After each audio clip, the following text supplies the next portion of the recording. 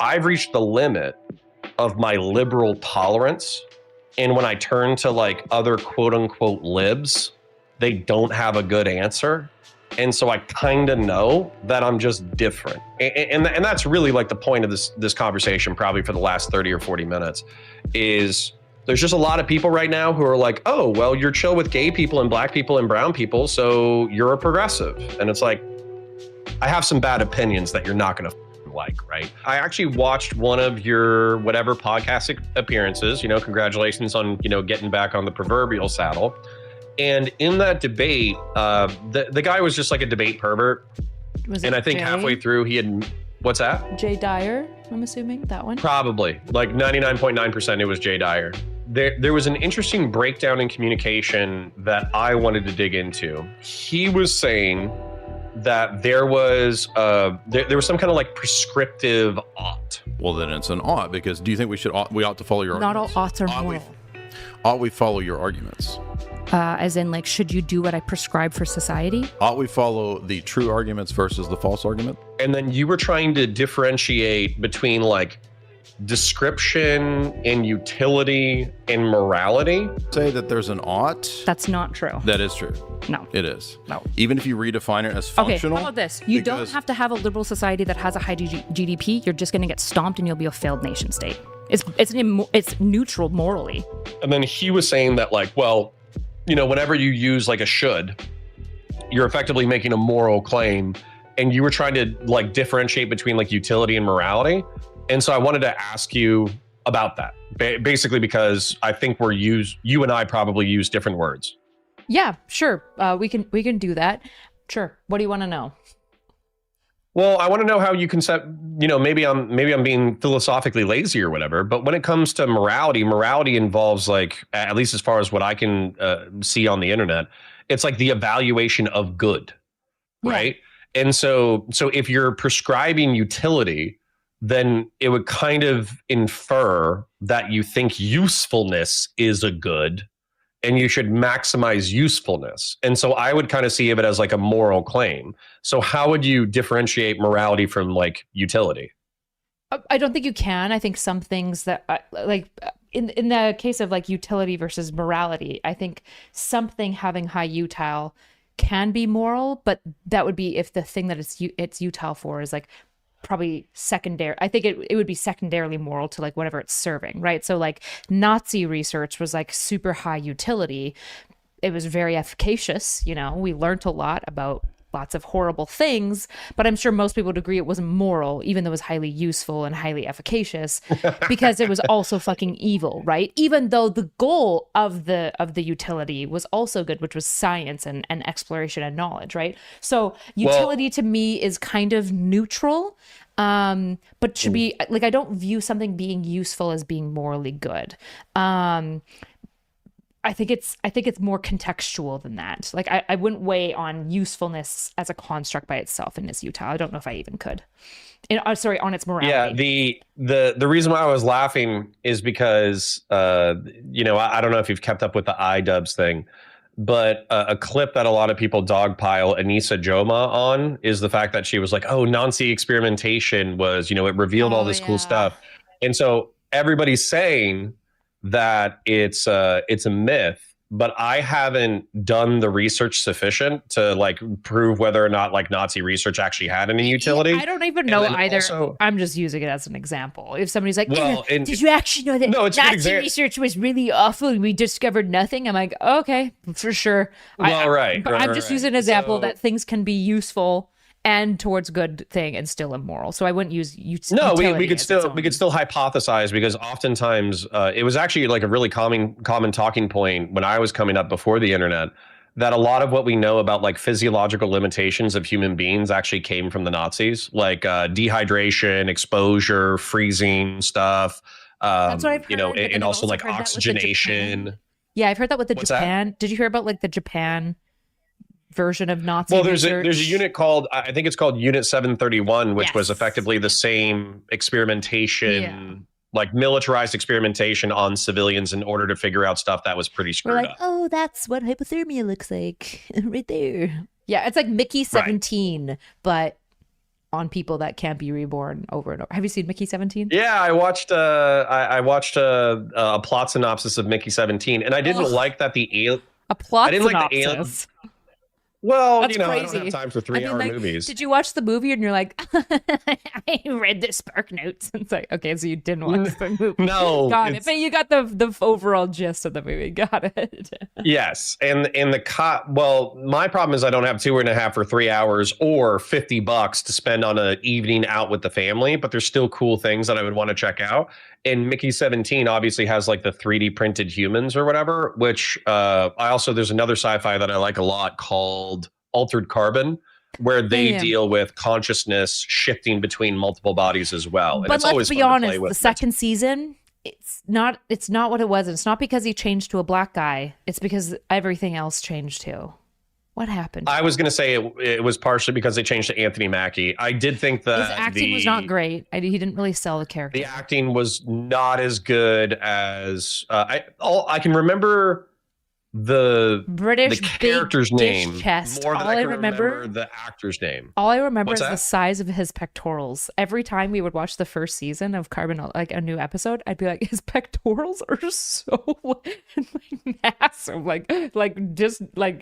dysgenic almost. They were. I was very well. You're saying you didn't like the aesthetic. I was very into Takeshi Kovach's white body. That former cop or whatever his deal was. I thought that the entire thing was dope. Of Altered Carbon? Yes. Yeah. I thought season 1 was phenomenal. It was amazing. I'm just saying the only thing I remember about the actor is being like, those muscle bodies. Yeah, but I liked his pectorals as well. Oh, okay. Yeah, I found them a little too big, but that's fine. Well, if you don't mind, I wouldn't mind just digging in a little bit further, though. So you're differentiating utility, and you're saying that utility can be divorced from morality because you're pursuing good.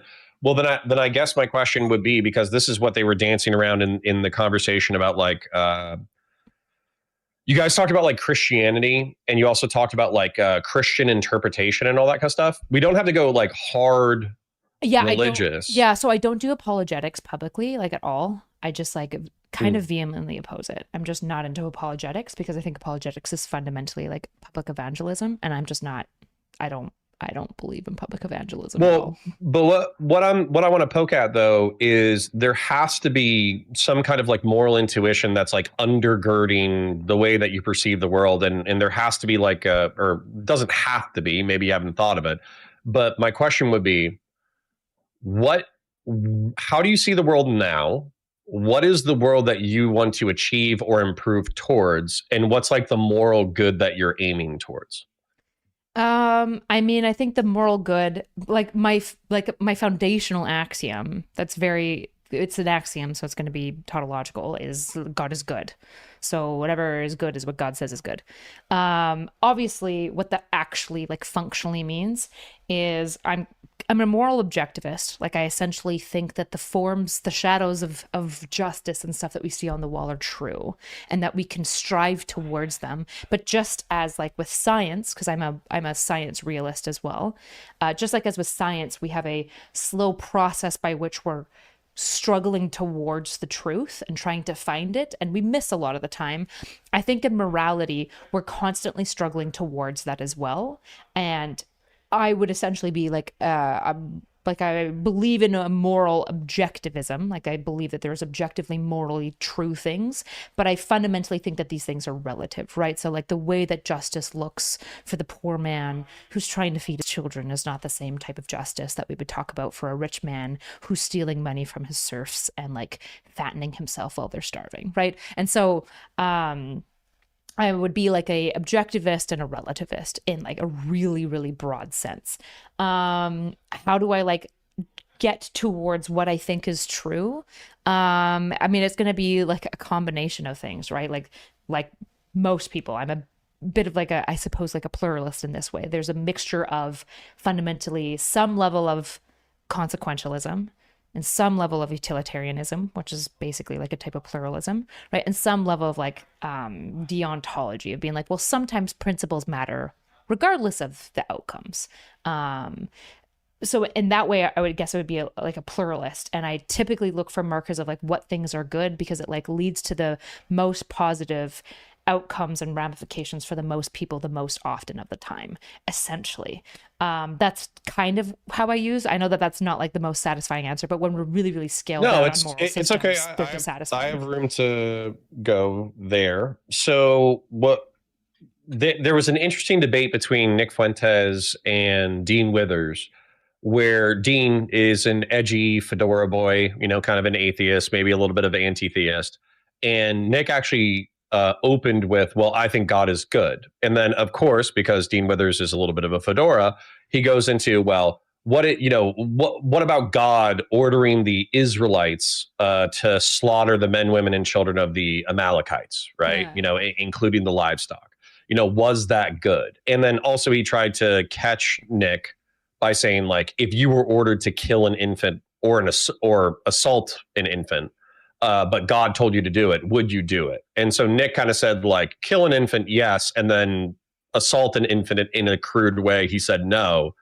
And then basically Dean tried to catch him in that contradiction. But I guess my question is, like, I would view the Old Testament kind of as like a flawed understanding. You said that like understanding evolves over time and like humanity and all that kind of stuff. Is that how you would deal with the Old Testament? Or would you say like, it's just too complex for me to understand? I think the Old Testament is like essentially, even if it's not all allegory, it should be treated allegorically, right? Like, I don't think that the things that get prescribed in the Old Testament should be treated as like moral capital T truths for us now, right? Because it's like historical allegory. And so like when we say like, well, God ordered them to do this and God ordered them to do that, I'm not super interested in weighing in on like, well, was it morally good for them to like kill all the Amalekites? Because it's kind of like, it's like this historical allegory. What's probably more important is like how we can like separate that to our own lives. But again, most of my moral system fundamentally is going to get checked by the New Testament because of the New Covenant, right? That's kind of like the the Christian cope that we get. I'm calling it cope, but it's not, right? Like there's a lot of theological soundness to why, for example, we're going to take things in the New Testament a lot more seriously than the Old Testament because of the New Covenant and or allegorical nature of the Old Testament, whereas the New Testament is a lot less allegorical. It's a lot more didactic. Well, so then that also brings up an interesting question. So I think that one of the contradictions of like modern morality, I guess, is that we can all aim to quote unquote like the good for humanity, and oftentimes we can point to like longevity, happiness, sense of purpose, health, and we can use these as like evaluative criteria for whether or not we're achieving quote unquote the good. But one of the things that I think is really interesting about modern living, especially for people who think about it complexly, is that this comes to the detriment of other things. So for instance, like when we're talking about agriculture, when we're talking about industrial agriculture, when we're talking about meat consumption, when we're talking about clearing land in order to, benefit humanity, then it's pretty clear that we could maximize human well-being on the planet while effectively treating everything outside of humanity as not worthy of moral consideration. And I don't think that way. Because I think that whatever created me also created all of nature. So I do give nature some degree of moral consideration. So I actually kind of wanted to ask you that is like, do you see any conflict between aiming for human good versus aiming for like holistic planetary good? Yeah. My question is, do you see a contradiction between the good for humanity and the holistic good of the planet? Do I see... Fuck. Okay, say that again. Contradiction or conflict? Between human good and planetary good? Not inherently, no. In some ways, yeah. Like... No, I mean... like the way that sorry, I think we're treating... Like the way that we're treating our planet right now, I think is like dooming us, like the over-reliance on fossil fuels. Fossil fuels are finite, and energy is like the greatest bottleneck that our economy still has to this day. And yet somehow fossil fuel lobbyists have like just made us be like, yeah, we should bottleneck ourselves more for like whatever fuck, even though like solar is like 99% more efficient than it ever was. And it's like, you got nuclear power and stuff like that. But Yeah, I think that these two things can run in conflict all the time, but I don't think they fundamentally have to. Because I think fundamentally, if humans want to flourish, they need a planet that's flourishing. If we're talking about like, you say planet, I'm essentially saying environmentalism, as long as we're on the same line there. Okay. Well, biblical, the reason why, though, I get frustrated is because oftentimes Christians, especially literalists, they will talk about how God gave us dominion over the earth, but they use that in order to justify effectively like we can do whatever we want to living beings and the planet because they're effectively like living robots that God gave us to do whatever the hell we want with. Whereas if you actually look at like biblical scripture, like they talk about stewardship, like guarding the kingdom while the king is away. Yeah. And so that's one of my frustrations is like, God, at least from a biblical perspective, I don't think God would approve of you walking up to some random animal, slicing its head off, laughing, and then throwing the carcass away without eating the meat. You know what I'm saying? Like God would want you to care for the land, even if you're consuming it. Yeah, as like somebody, like I accept the Christian label because I think it's fundamentally the most honest thing. But I always struggle between like the lines of like religiousness and spiritualism, because I think like when I listen to almost all Christians talk about anything, I feel like very viscerally embarrassed. And I don't think that they think through any of their propositions, right? Like most Christians, when they say like, well, I have a steward of the land, so I could do whatever. I'm just like, do you really think that God thinks in such a vacuum way where he's like, yeah, Tim can fucking destroy the planet. It's totally fine. Tim's got to. Like, of course, like, I'm assuming that if God loves us and is invested in us from like birth till death, then he's probably invested in us long term. And that like also includes like the way that we are like accruing and treating society. And so it's interesting because like in many ways, like I would take the label, mostly because there's such a weird cringe thing that happens when you say, well, I'm spiritual. I'm like spiritually Christian, because people are then like, what the fuck does that mean? Are you just like into crystals and Jesus? Like, which is also not the case, right? That's actually what I heard when you said that. When you said spiritual, I literally thought of like the Mandela drapery and the incense burning in the corner and the crystals almost immediately. Yeah, exactly, which is also not true, right? And so, I don't know, there's something I think that is unique that happens for those who are predisposed towards religiosity, where I'm consistently pretty underwhelmed by their ability to like think of their own presuppositions to the actual natural conclusion, right? I think a lot of times when people like philosophize and whatnot, and everyone thinks that they're so logical, most people aren't really thinking about how their presuppositions play out, not just for them like right now in this vacuum, but also how it affects like their other positions, right? So like if you talk to red pill guys, they'll have really intense views on like gender and stuff like that. And then they'll like say shit. And I'm like, do you hold this consistently true when you get into like the trans topic? And then suddenly all these like weird gendered positions about like what women should and shouldn't be doing and all these sort of things, they kind of start like quickly falling apart. And like, it's just, I don't feel that people walk their own thoughts to the end of their conclusions. And I'm saying this as religious people, but now that I'm thinking about it, it's just I just don't think a lot of people think through most of their thoughts to their end conclusion. And this is probably true of me too. I think that there are probably gaps in my thinking. No, this is hysterical because I watched a debate. I think her name's like Lindsay Gaddis or something. She's just some TikToker who, said the N-word a few times, and the dissident right wing loved her. And so she got propped up on social media, and she did a debate on Al Arabiya with Steven.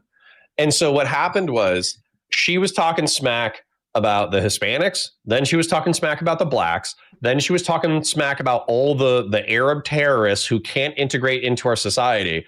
But then we got to Israel, and then she had to flip back in order to be a free speech advocate because she needed to defend the right of like pro-Hamas like demonstrators. So then she was more sympathetic to the Arabs because while she has to be able to talk shit about the Arabs, she needs to be able to talk shit about the Jews more. And so it was crazy seeing like her whole flip from like, oh, these are all like Middle Eastern and North African bloodthirsty savages who can't integrate to our society. Oh, but I protect their free speech rights in order to criticize Israel. And it was like, what the fuck is going on, man? And she couldn't track any of her consequences further than her nose. Yeah. And I think I mean, as I'm levying this, obviously there's a epistemic humility required to acknowledge that, like, I've obviously probably not thought all of my thoughts all the way through. I think I attempt to think as much as possible. It's kind of like my job at this point. But typically most people fundamentally haven't really thought out their world positions. Most even like atheists that will like come at me and like mock me for being a Christian, also haven't really thought out their own worldviews beyond like a little bit. They haven't really solved Agrippa's trilemma for their own worldview, right? Which all worldviews fundamentally fail Agrippa's trilemma, which is why it's all silly at the foundational level. Can you bring that up? Because I heard you bring it up, but I wasn't familiar with it, so I wasn't able to contend with it. It's essentially, Agrippa's trilemma is this idea. It's these three branches of like justification for your beliefs, right? And by beliefs, we mean like your foundational moral systems, which essentially all foundational axioms and belief systems, whether it's like through divine command theory or foundationalism, they fail one of these three, often all three of them, which is circular logic. All axioms are circular necessarily because they're tautological.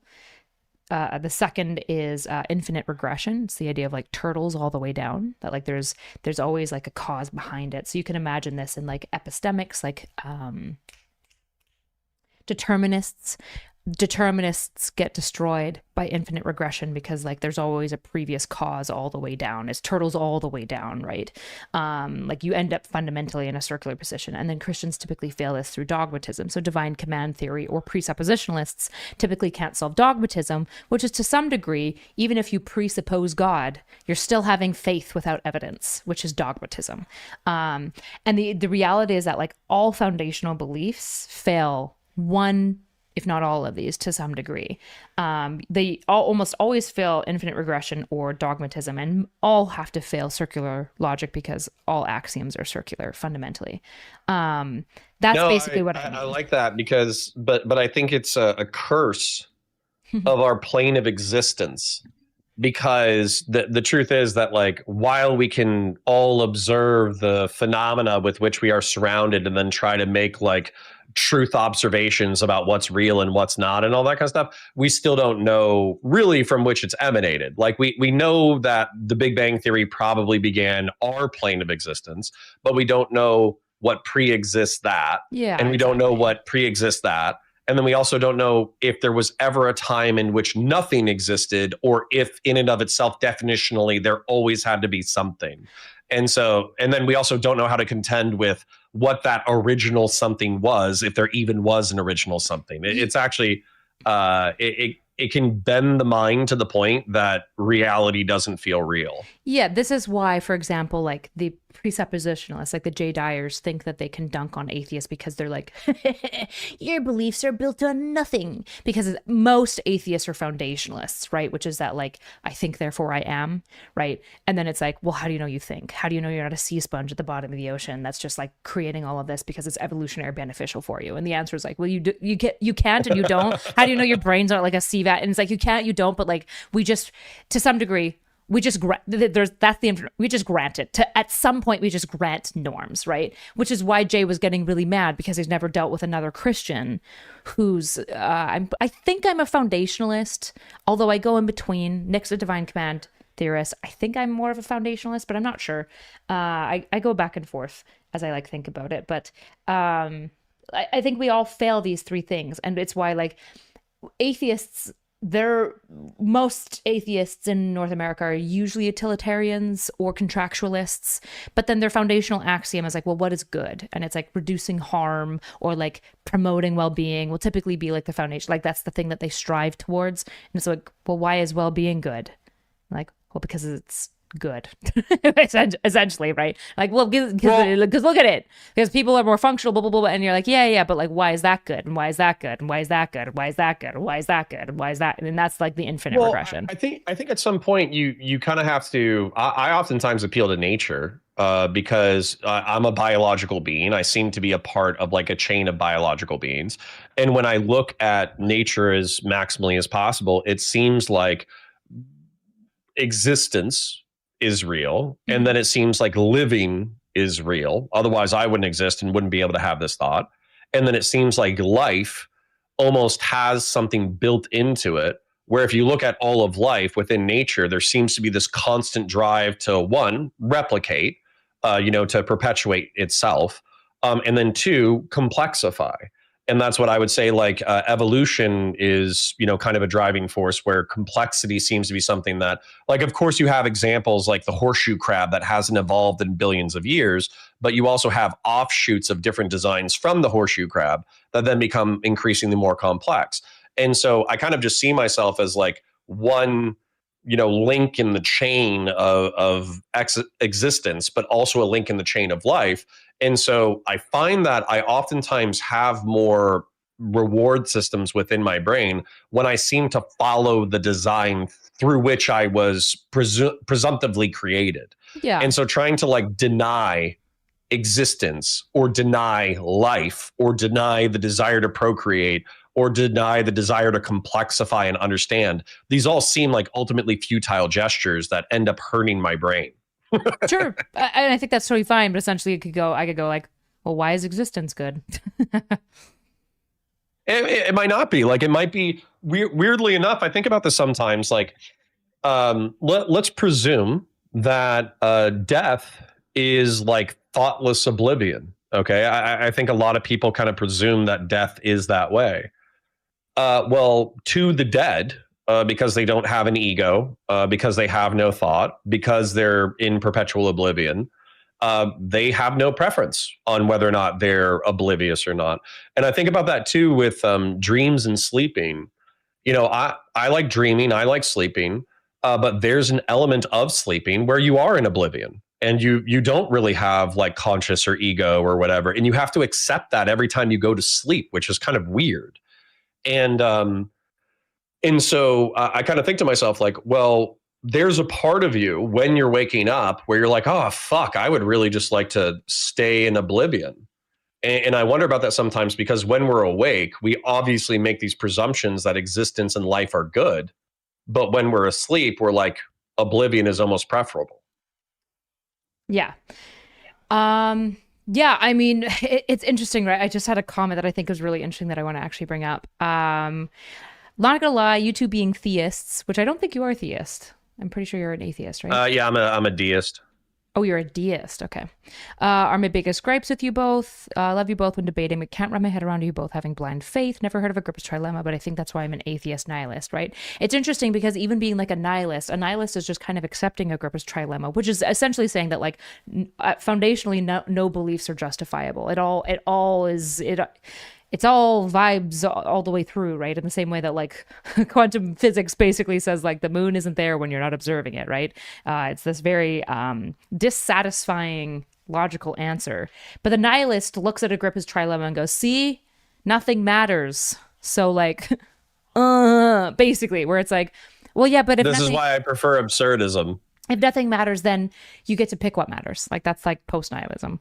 You still get to pick what matters. And we've been doing that all the way through. It's just that you've embraced the fact that like there's this epistemic humility baked into existence, right? This is why like, even though I'm a Christian, I like existence basically like, I could obviously be wrong. Like it's a fundamentally like unfalsifiable presupposition. Of course I could be wrong. I could reasonably be wrong. That's what the faith piece is for me. Like that's fine for me. That's what the dogmatism is.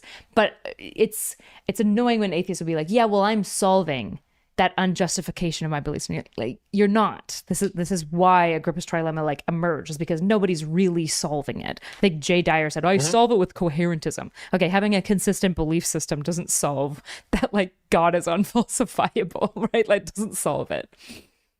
Well, and so just to address that commenter, okay? So my understanding of the difference between theism and deism is that theism oftentimes has like prescriptions about like religion, religiosity, and they typically have like a branch of faith.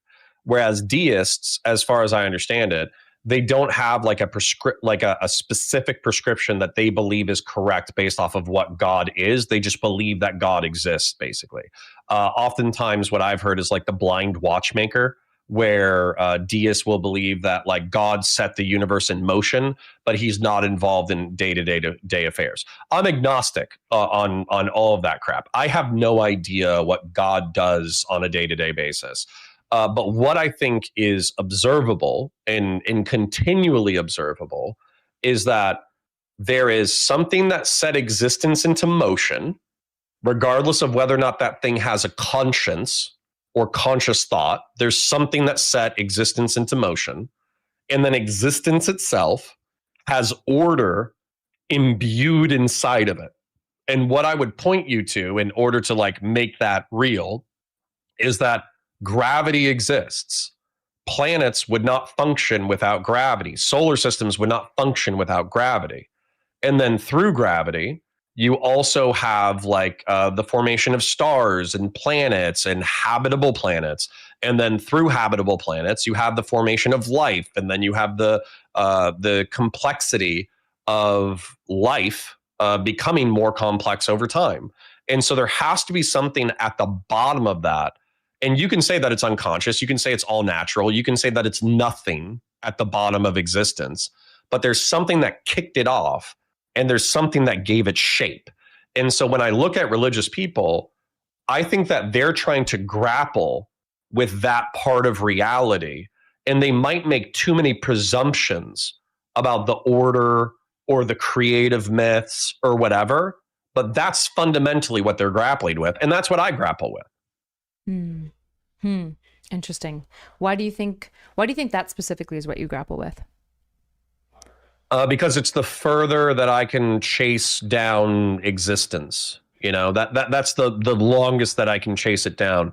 I've had religious experiences, but you can always write off. There's also schizophrenics out there, right? Who have experiences that don't correlate with reality. So if I'm trying to use my rational functions as much as possible, I don't even think an atheist who doesn't believe in God can deny what I just said. Right. Do you think that's because it's unfalsifiable, though, or why do you think they can't deny it? I would have to understand what like can you just define unfalsifiable the way that you're using it? Yeah, I'm using it in like the science terms, but essentially like a claim where like evidence for it can't be created, right? Like evidence for God who exists, a God who exists outside of time before this plane existed, when we only have this plane and can only measure it, at least at this point, is essentially unfalsifiable. He like you can't research I think that's it. where I'm trying to I'm chasing God. Like if you look at I think the word Israel, I think I've heard it stated multiple times. It's like we who wrestle with God. Mm-hmm. I think that's what it means. And I can track creation down to the Big Bang, and I can track order down to the Big Bang, and that's as far as I can go. Sure. Because everything else is like extraplanar. And so I'm just trying to say that through that observation, there's some fundamental creative force that made our plane of existence, and there's some fundamental creative force that gave our plane order, or else you and I would not even be able to have this conversation unless there was some degree of order. And so that's what I think the Israelites were chasing down. That's what I think pagan shamans are chasing down. That's what I think the Greeks were chasing down. The Romans were chasing down. They were all pursuing that thing. Okay. So then how do you know what's good from that? Like essentially, how do I know what's good for that? Yeah. How do you emerge at a moral system? If I think I'm understanding you, like God made the world and whatever was required for existence, and he went and he like released it and kind of like let it go. Presumably, or maybe he didn't, right? But he made it at least, and it's not clear. Or we're the fractals of God. That's another thing that's really interesting. There's ancient Babylonian myths that we live in the decaying corpse of God. Jordan Peterson talks about that. Mm-hmm. And effectively, like, I think sometimes, we could all just be like divine spark fractals of God committing suicide because he got bored with existence. So then I guess from all of that emergence, like how do you, Connor, determine like what is good action to do? I try to follow as maximally as possible like nature. So obviously like there's bad things that happen in nature, there's good things that happen in nature, but as far as I can figure it out, like I'm a biological being. I'm an intelligent mostly hairless ape who's incredibly socially complex. And it seems like there's behaviors that reward my biology and physiology, and there's behaviors that punish my biology and physiology. And oftentimes when you look at religion, sin correlates with consequence and degeneration. Mm-hmm. And degenerate, one of the things that I learned recently was 150 years ago, 200 years ago, degenerate was fully understood as a concept meant to be bad for your life. It degenerates you physically. People just understood that instinctively. I didn't understand it until it was explained to me. And then regeneration or revivification is something that's found in beautiful things, in kids, in life, in pro-social behaviors, in rewarding sexual behaviors, in temperance, in discipline, in all of these things. But and also all of these things are killing and destroying your virtue. enemies and surviving over top of them, right? Like part of what makes Western hegemonic dominance so powerful is that we were like, unironically, we're the best at being imperial colonialists. Like we fucking rocked that shit. We were really good at it. But I think most people would also agree it's pretty fucking awful. It was pretty awful in what it did, right? And so, well, I'm a smart ass though. Okay. There's I took a West African course. History prior to European colonialization, or actually it was after colonization.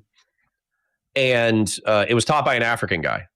And we were reading Things Fall Apart by somebody like Olaudah Achebe or something like that. And this is like the preeminent West African narrative about a West African village falling apart after it made contact with British colonialists.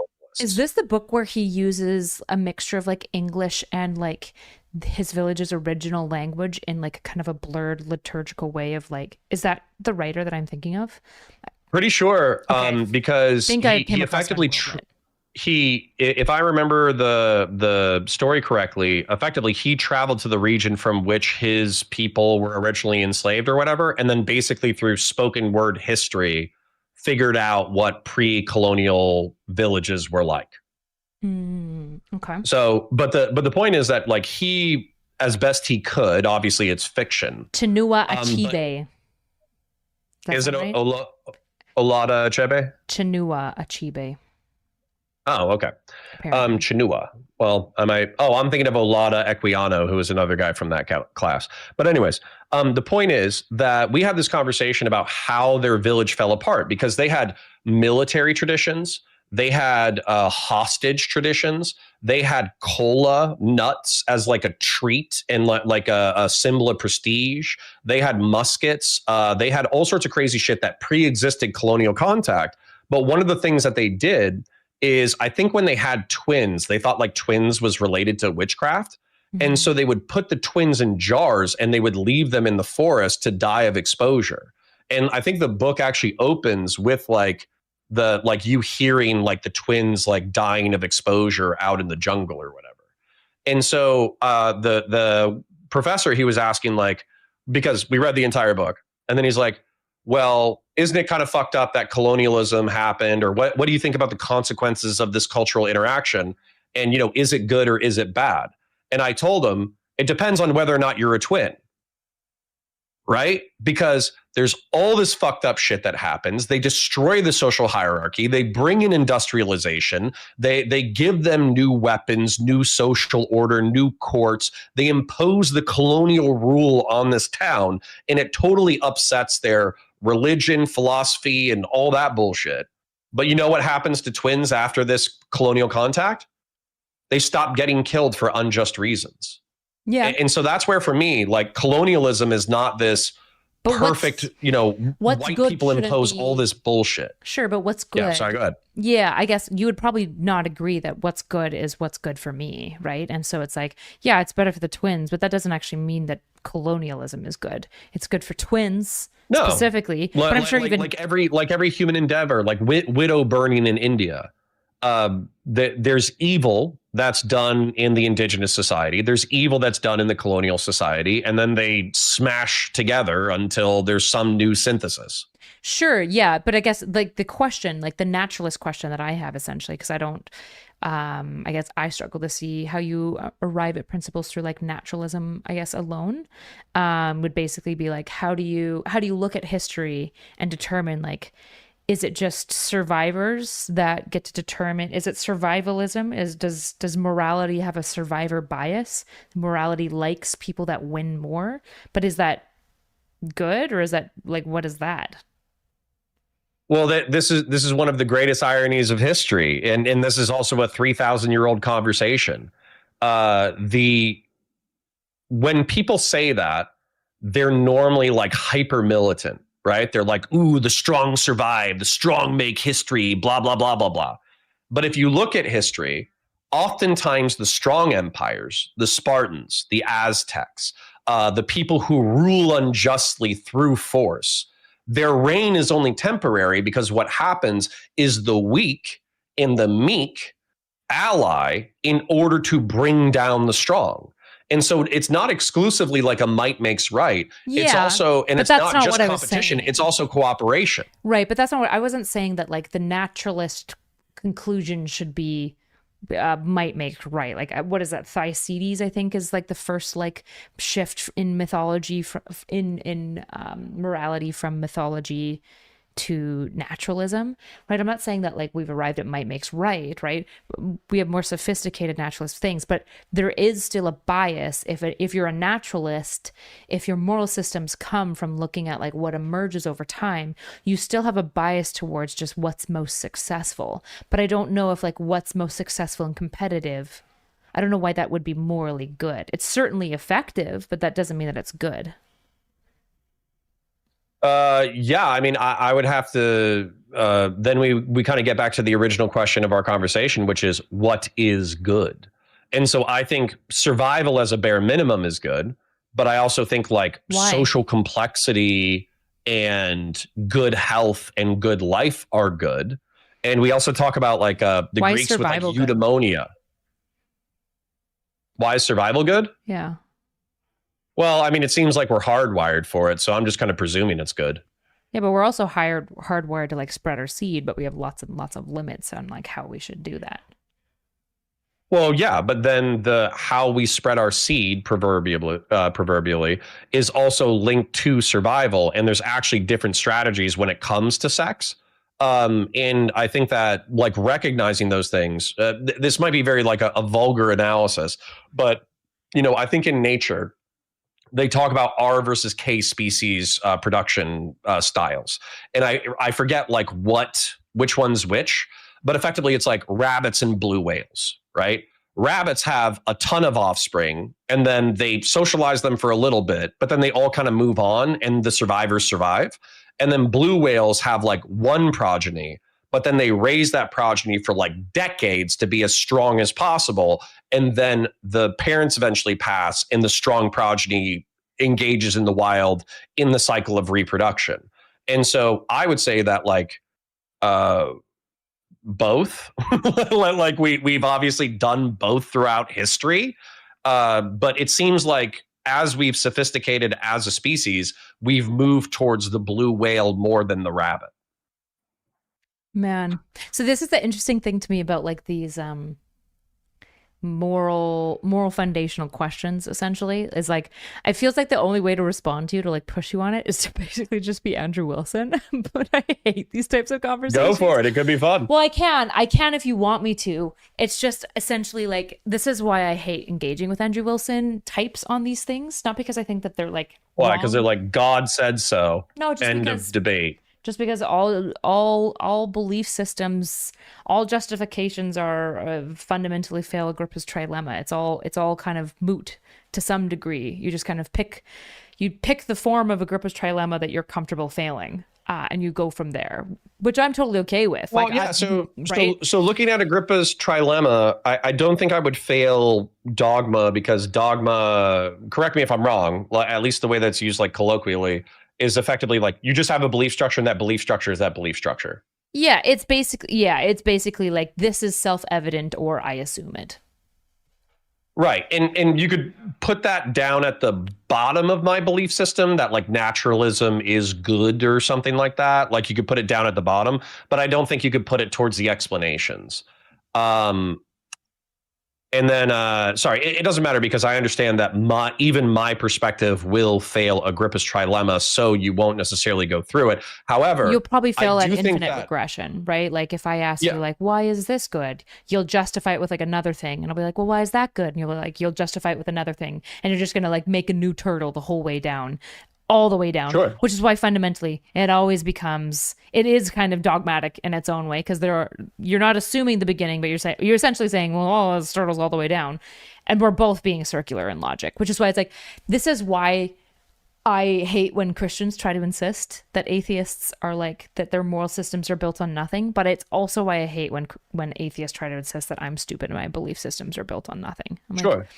It's But all that's what I would failing say the is, same like, thing. It's just you guys don't like dogmatism. You like infinite regression. You're a little bit like more comfy cozy with that one, but it's not like, it doesn't logically satisfy. But what I think is interesting though about this, and maybe this is where I'm siding with the atheists a little bit, is when you have a system that like bears substantive scrutiny, because we are limited creatures, we only have the capacity to think for so long. And so when you have a system that bears repetitive scrutiny, like for instance, the scientific method, like the way that we verify like objective reality insofar as we're capable of understanding it, there's going to be flaws to the scientific method, but it's still going to be infinitely more explanatory than just accepting random or arbitrary dogma, right? Like that's if it's science, random and arbitrary. Right. Like I think that's if it's random and arbitrary. Like I think if you look at a universal emergence of religion and the concept of God and a decent level of an involved God and the high level of universal emergence of this concept, it feels very odd to call that arbitrary or random, where it's like, it's probably not. Like everyone's got their different reasons for the dogmatism that they feel is self-evident, but that doesn't make it any more arbitrary than like the atheist who just goes like, well, I definitely don't believe in like the meatball man in the sky, but there's no final answer to the why question for me, and that's better.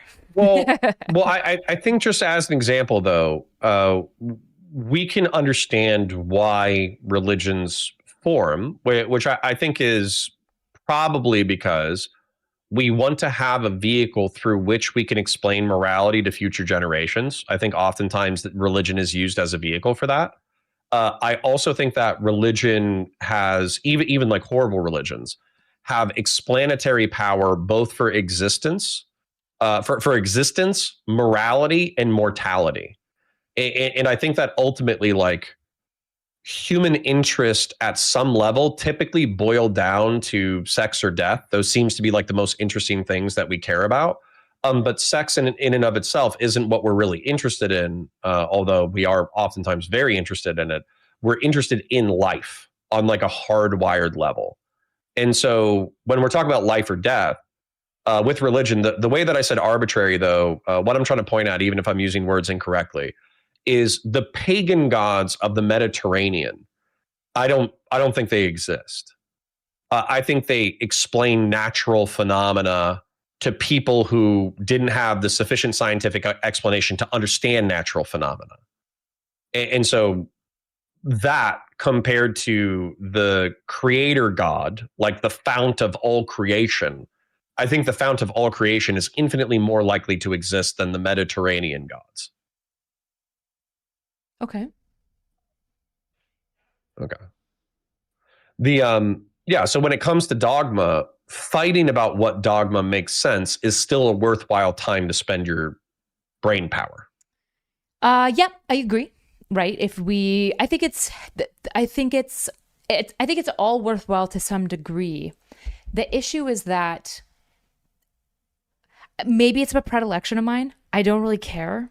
Right. Like, especially if I'm a Christian talking to atheists, I've already accepted that the dogmatism is existing and I'm okay with that. And I'm not pretending like I'm smarter than you guys because I've embraced that, how I feel Agrippa's trilemma. And I've just accepted that. And I grant you your guys' norms necessarily, right? That's not what I'm doing at all. I'm just like, I try to be an honest enough Christian, be like, yeah, we fail dogmatism and you guys fail infinite regression. That's fine. I'm not interested in converting you. I'm not trying, because I'm not trying to say, this is probably the issue I get to with atheists. Atheists are being like, yeah, but my belief me failing infinite regression is more logical than you failing dogmatism. And I'm like, it's literally not. And they're like, no, it is, because I like infinite regression more. And I'm like, that's totally cool. And that is understandable to me. I just like dogmatism more, I guess.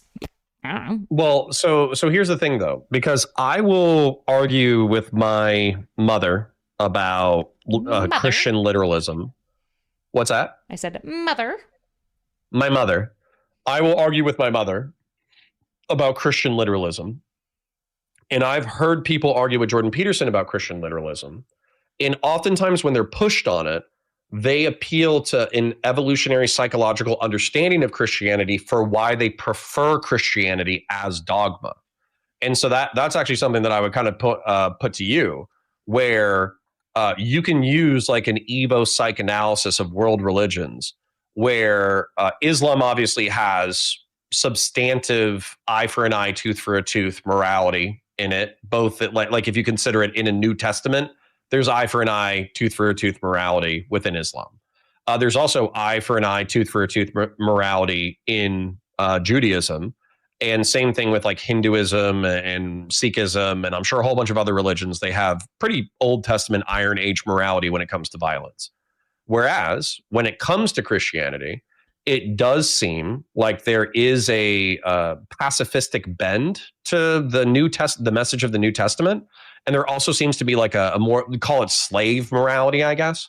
But with the slave morality comes a certain level of cooperation and forgiveness and grace that seems to be advantageous socially, to the point where you're not, what is it? It's like in, I forget the whole world is blind quote, but there's some quote where basically like, if you punish everybody for all of their sins, the entire world is punished. Right. Yeah. Whereas with Christianity, with mercy and forgiveness, it seems that like, since you can extend mercy and forgiveness, you have the capacity to operate further collectively. And so there's an Evo psych appeal to Christianity. So do you recognize that? Do you prefer Christianity because of the Evo psych, or did you just accept it as a religion because you were brought up with it? I believe in God because I keep on having reasons to believe in him. Essentially, I keep on having. But God is different than Jesus. Sure, but I believe in a Abrahamic Christian God. I don't care about the Trinity that much. I'm not going to lie. I don't give a fuck about divinity, like in any way, shape, or form. Like, I don't know if I'm already accepting that there's a meatball man in the sky that exists outside of time. Accepting like the 3-in-1 is like doesn't feel like too much of a leap either. I consistently have experiences every time I'm considering moving away from my faith that bring me back in. So it's like at a foundational level, it's hard not to believe for me. And therefore, because I believe in God, that fundamentally means to some degree, I'm failing dogmatism, right? Mm-hmm. Yeah. The only reason why I'm differentiating this is because if you look at the Abrahamic faiths, plural, Judaism believes in God, but then they fight about whether or not there's an afterlife. They don't necessarily believe in an afterlife, and it's a closed religion. They're not looking for new recruits. It's effectively like an ethno-religious group. I know they have multiple ethnicities. I get it, Jews. You're a complex religion, not my fault. Christianity is universalist, but it insists upon the Trinity as a part of its belief structure. And then Islam is a monotheist religion that rejects the Trinity, but accepts the Abrahamic God. Yeah. And so, but it's also universalist. And so they're kind of different in these like respective degrees. But that's where I'm saying, at least from my perspective, where Christian literalism, believing that God manifested himself as a specific human being at a specific point in time with a specific message in order to spread like this morality, and then also went through like a travel to a different plane of existence, and then a travel to a different plane of existence, both of whom we can't perceive. That's a lot of like additional asks on your faith versus there's something that set this into motion. Sure. It's just that like in this case, you're saying you're comparing like multiple elements of faith, right? Which would be like Trinity and blah, blah, blah, like all these elements and aspects to the specific And there's religion. Easier ones to accept than others. Sure.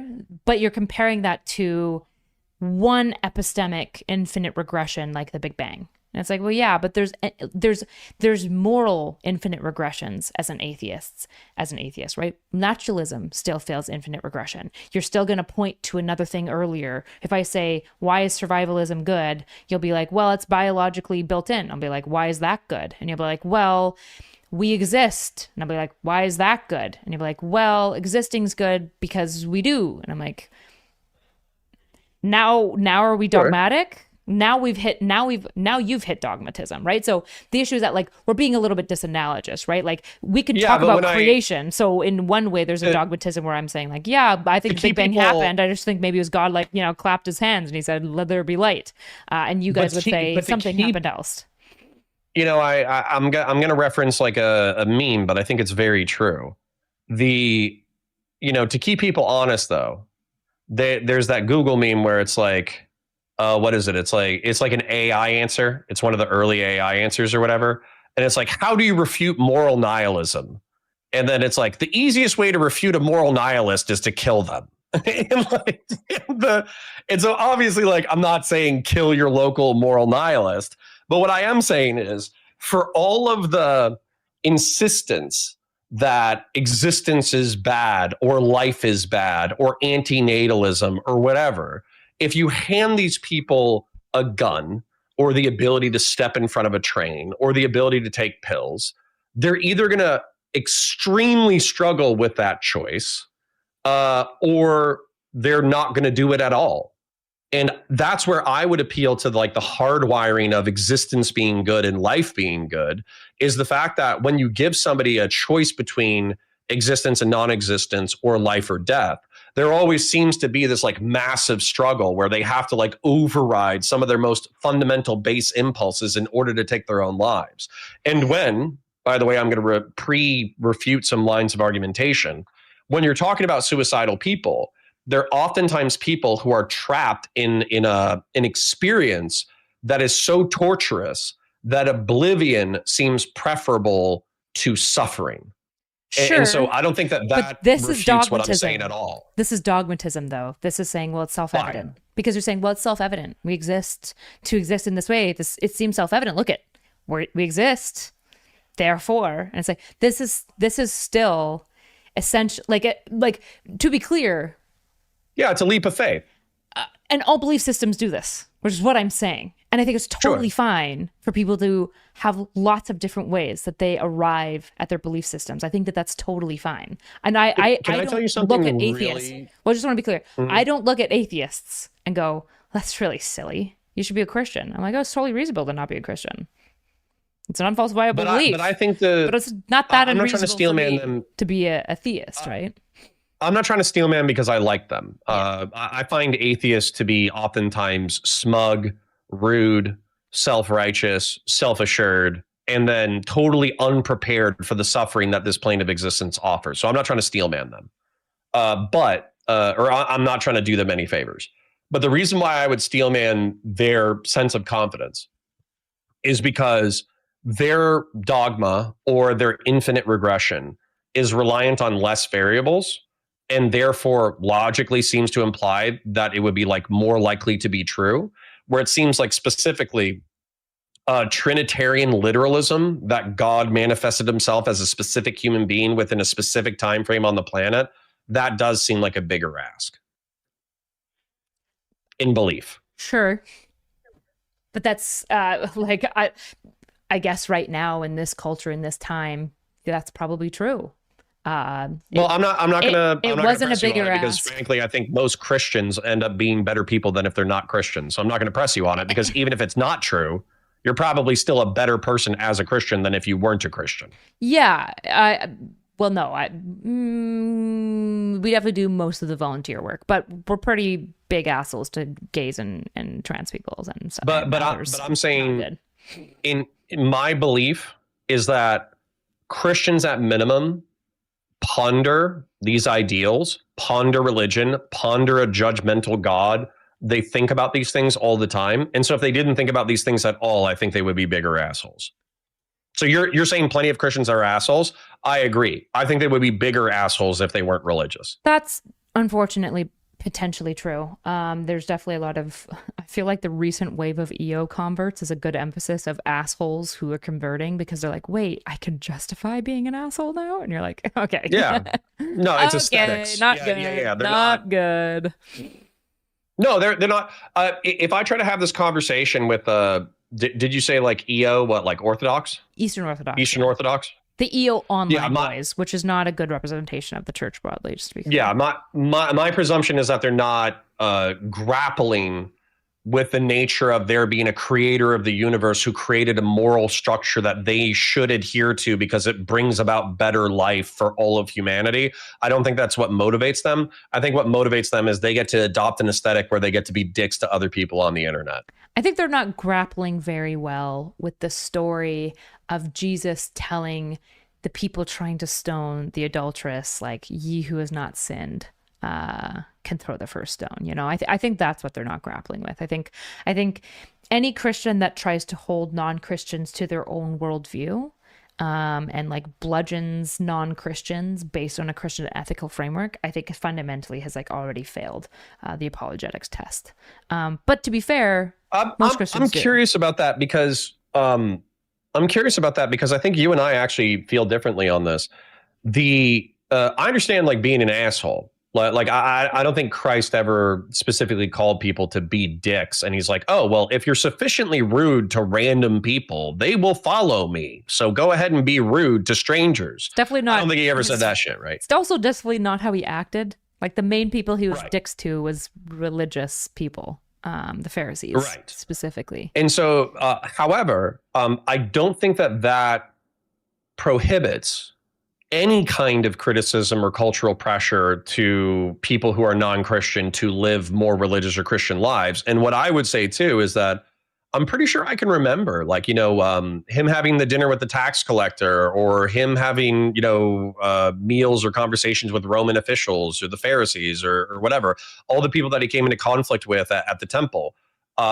There was some pressure from the Christians and Christ to, you know, think like him. Mm-hmm. He just wasn't a total dickhead about it. Yeah. It's just also Christ doing it. I'm not saying that there is never going to be a time as a Christian that you can't criticize others morally. I think you should be extremely cautious about it when you do so, especially like person to person. And I think like being like, yeah, well, God was pretty critical of the tax collectors. And it's like, yeah, but there was a lot of reasons even outside of the faith. Like Jesus wasn't even critical of the tax collectors just because they were failing the Hebrew faith. He was critical of them because he would look at the way that they treat their common people and their man, and he would look at them and their hearts and their own self-guilt and go, you know something's wrong here.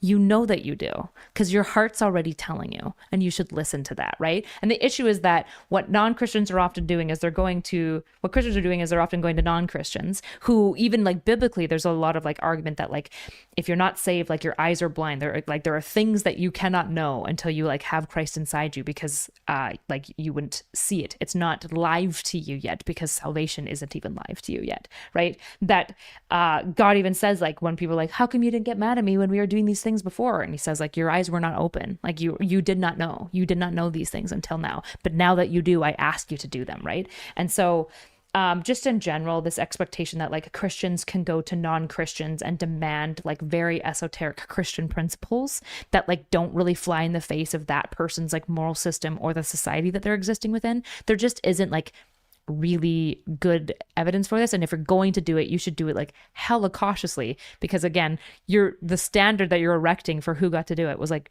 Jesus Christ, our Lord and Savior, you know? So like, and even he was very selective in what exactly he was criticizing others for.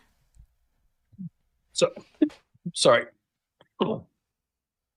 My fear though, my anxiety, is, and I think I've read, parts of the Bible and heard different, parables. You brought up the one, he who is without sin cast the first stone. I've heard that dozens, maybe hundreds, maybe thousands of times, right? Yeah.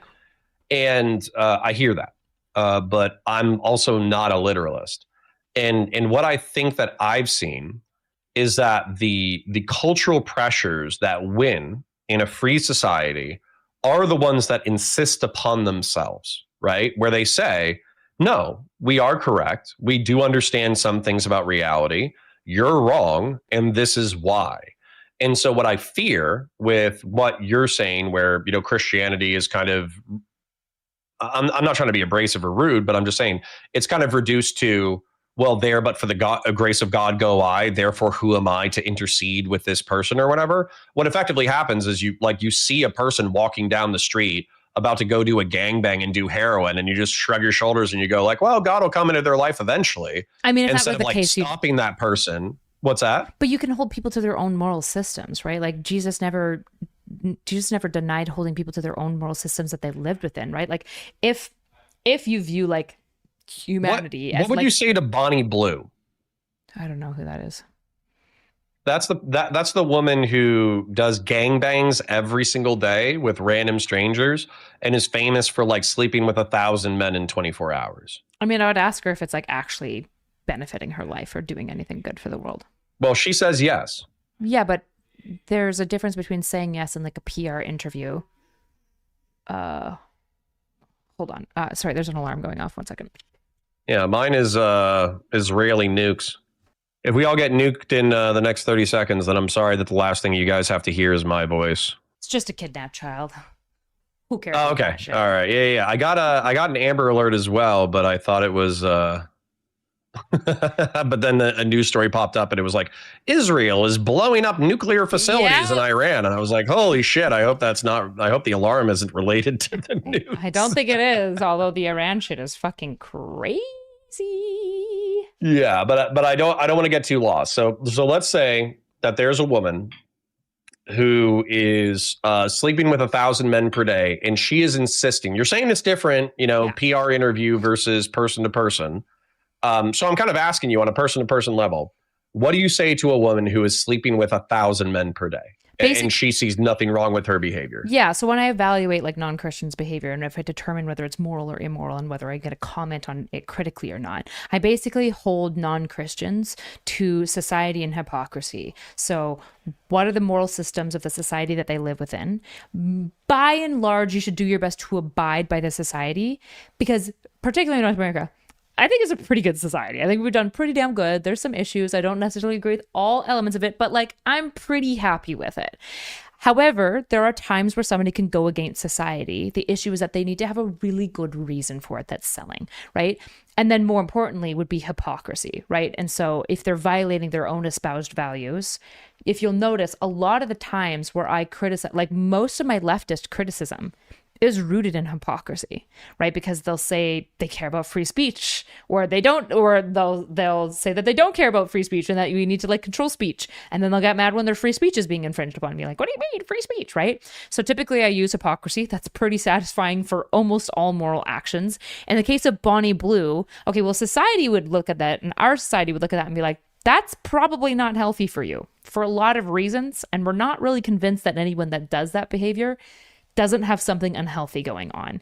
And I would assume about 9 times out of 10, society is correct. There are situations though where, like, for example, I think sex work is neutral. So most people in our society view sex work as neutral, but we view like what Bonnie Blue is doing as like probably sexually gratuitous. It's almost like gluttonous in a sexual thing. It's probably very performative because she's trying to go viral. I think a lot of people probably agree you shouldn't be like putting your life and mental health over going viral.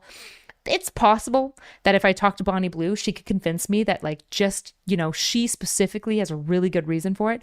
Probably not though. It's so gratuitous that I don't really think that she thinks it's good for her. I think she thinks it's good for her wallet. And I don't give a fuck about people's wallets at all, right? I care about like their mental well-being and stuff like that. That's typically how I go about engaging it. This is why though, like Brittany Simon or Ayla, they do sex work. And I'm like, yeah, it probably is like totally fine. Because I think society broadly views sex work as mostly morally neutral, unless it's really gratuitous. Then we have issues with it, like in the case of Bonnie Blue. I don't think Ayla and Brittany Simon do too much gratuitous stuff, and they seem to manage their sex work pretty ethically. But to be clear, a lot of sex work is pretty unethical because most OnlyFans girls are unironically conning the men that are messaging them and lying about them messaging them back and stuff, which I think is wrong to do, right? And I think all of society agrees that it's wrong to do. So that's typically how I go about engaging with non-Christians and their moral systems, is hypocrisy and society. So this is where I get a little bit frustrated, because I am oftentimes accused by conservatives who are following Trump. Great irony there. Let's ignore that. For being, like a lib. And then I'm also called by leftists a lib because I don't hate the gays and the blacks and the transes.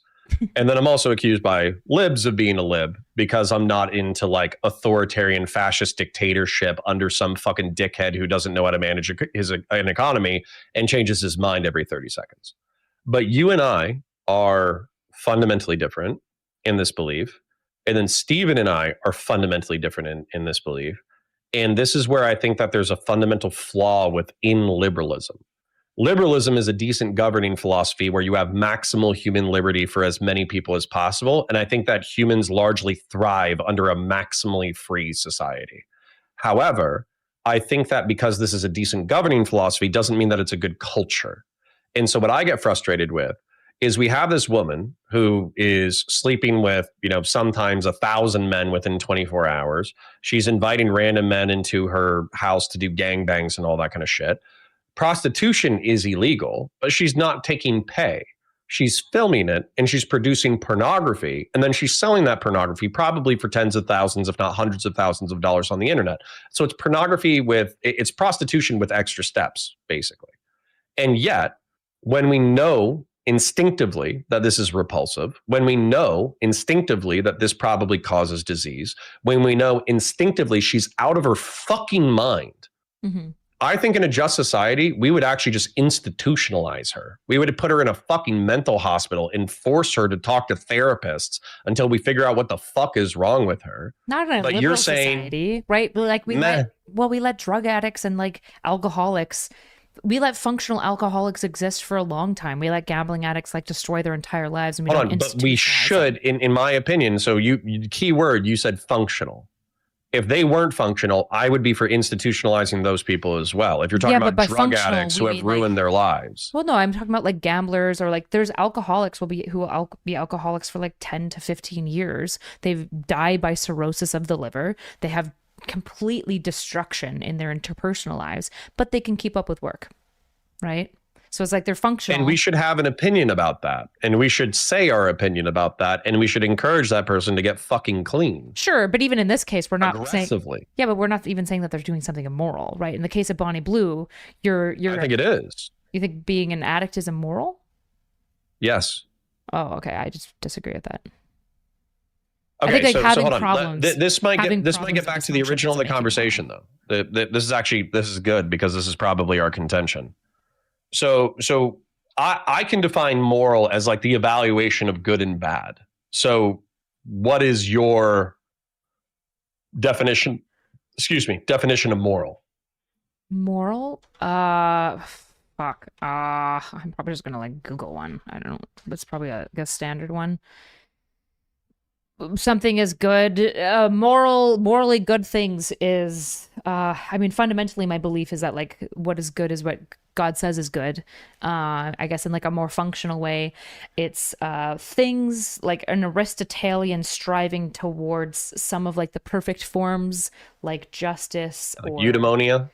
Eudaimonia can be good. I don't know if eudaimonia is a moral good necessarily, but I think like things. I thought anybody who is better read than I thought that eudaimonia was achieved by pursuing 11 virtues. So I don't know if that's true. That's what I was told. He's not saying that eudaimonia is a moral good. He's saying that like eudaimonia, what he's talking in the eudaimonic section of Nicomachean Ethics, or maybe it's in the Five Dialogues. I'm not sure actually which one it's in, but regardless, when he's talking about this, he's wrestling specifically with another philosopher at the time who was big on hedonia specifically. Like he basically said the moral good is to make yourself feel good, right? And Aristotle was like, no, there's lots of reasons why just making yourself feel good isn't sufficient, right? Probably something that matters more is like living a good life, right? And so there's a whole bunch of stuff that he connects to eudaimonia, but he doesn't say like, maybe he says that eudaimonia is a moral good. I could be misremembering here. I think eudaimonia can be a moral good as well, but I think lots of people can have like eudaimonic pleasure and happiness and haven't done like much for moral goodness necessarily. Well, so this is kind of where I'm pressing you on the definition of moral, because for me, again, using it very simplistically is like the analysis of good and bad. And I have the 11 virtues of Aristotle written down, which is courage, temperance, liberality, magnificence, magnanimity, ambition, truthfulness, wittiness, friendliness, modesty, and righteous indignation. And so what I would say is that if somebody dedicated their life to working a job that wasn't particularly ambitious, they have a poor social life, and they drink themselves to death decades before they would otherwise die, they are probably violating 4 or 5 of these virtues.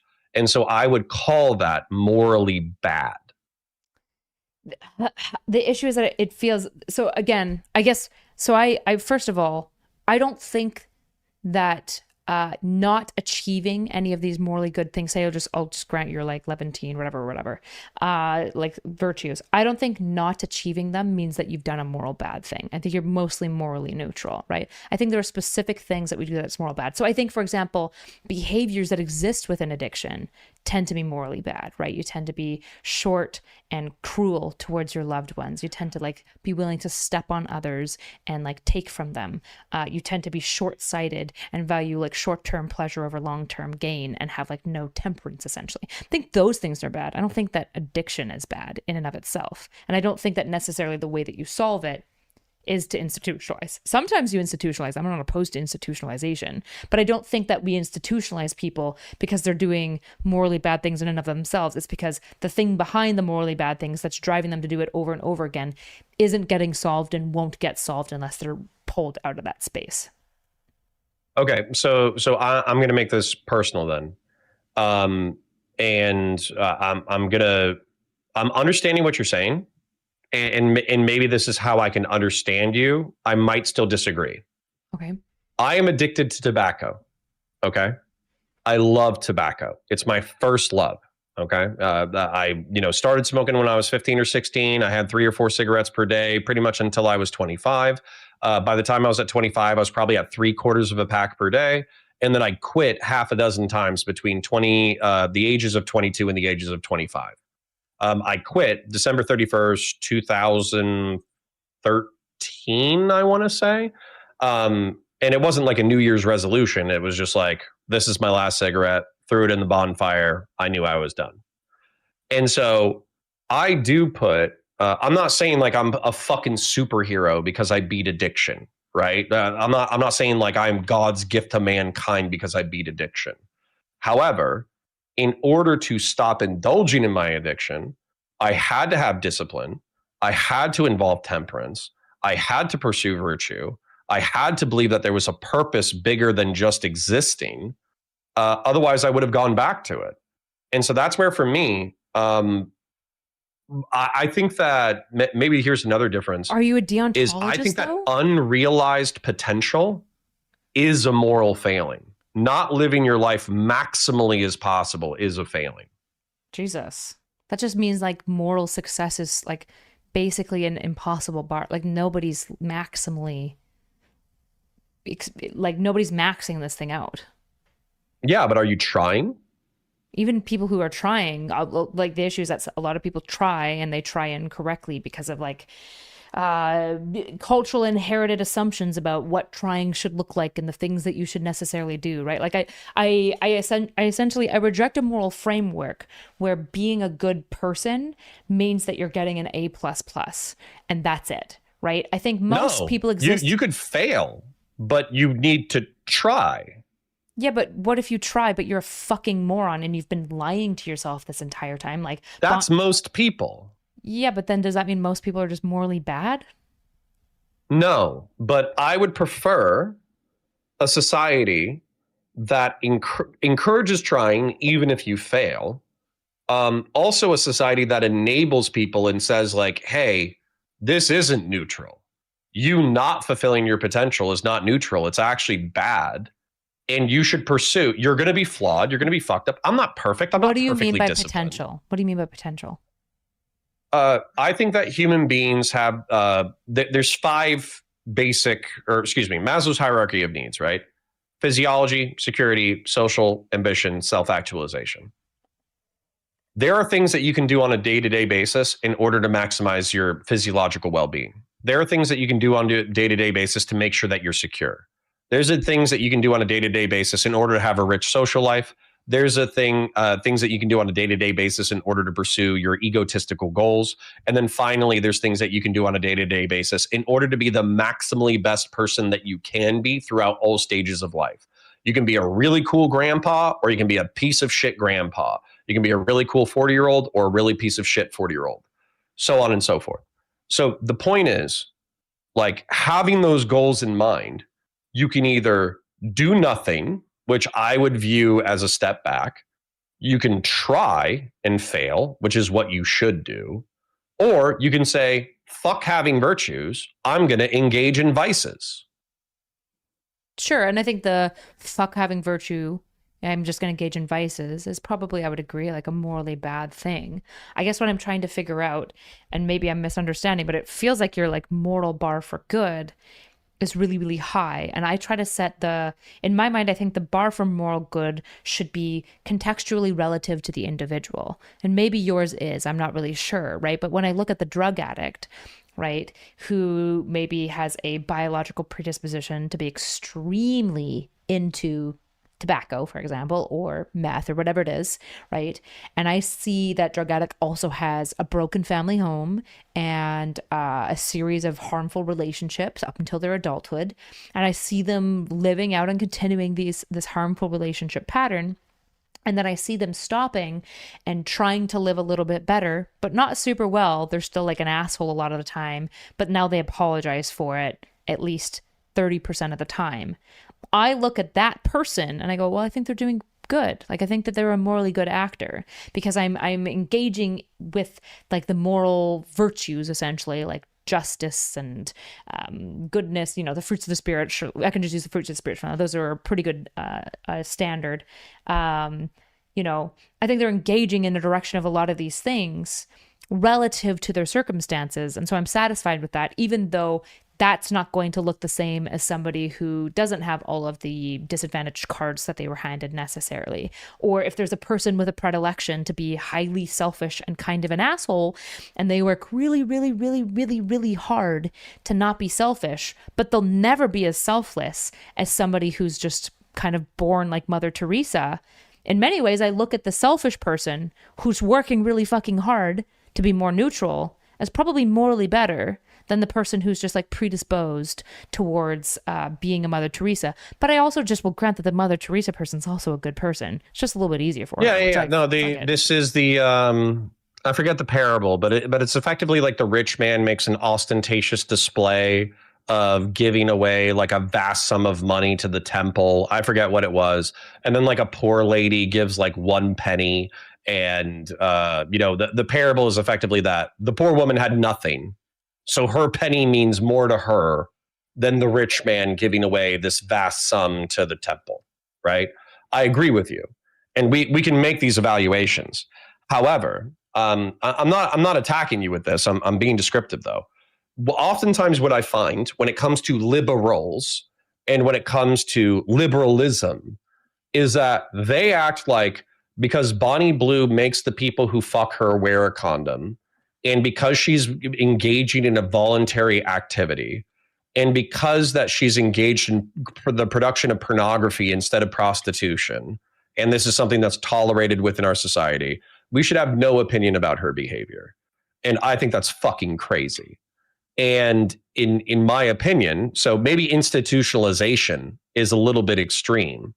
However, I would say that I would view it as a dereliction of moral duty for the people around her to allow her to engage in this behavior and for them to continue to maintain normal relationships with her without encouraging her to unfuck her psychology. She probably has some level of like nymphomania. She probably has some level of like unresolved childhood trauma that causes her to compulsively engage in this behavior.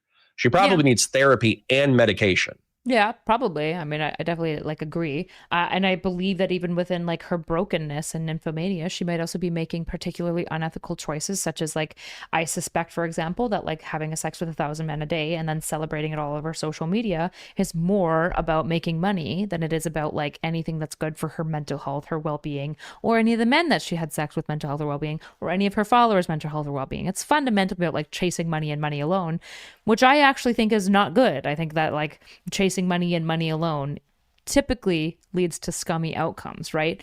But this is like but within a liberal frame, as an example, I think her mother is her business manager. And I think that with her herself in an interview, I understand that you're saying that she could be doing a PR statement for maximal shock and maximal advertising. I understand that.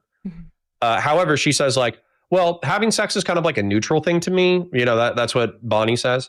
She says like, oh, it doesn't really matter that much. And it actually brings her a lot of happiness. And then it brings the men a lot of happiness. So as a result, like, where's the harm? And what I find is oftentimes when discussing things like liberals, they tend to take her side, at least philosophically. And they go, yeah. But I think if you believe that like reducing, if like harm is like the ultimate bad, if you're a utilitarian and that's it, then like I can understand that, right? Like, and then you can like argue that on based on other I have values. an instinctive judgment of it. What do you think is a rational judgment that you understand of somebody being highly promiscuous in a crazy way that could be unhealthy, but you don't have immediate evidence of it being unhealthy? I think what barometer do you think is sane to use to judge this behavior? Typically, I think that people that engage in extremely taboo behaviors in extremely gratuitous and like flashy ways for attention are typically not doing it for a good reason. So for example, it's really socially taboo for a man who's like 46 to date a girl who's 18, even though technically there's no obvious harm if they both are consenting adults.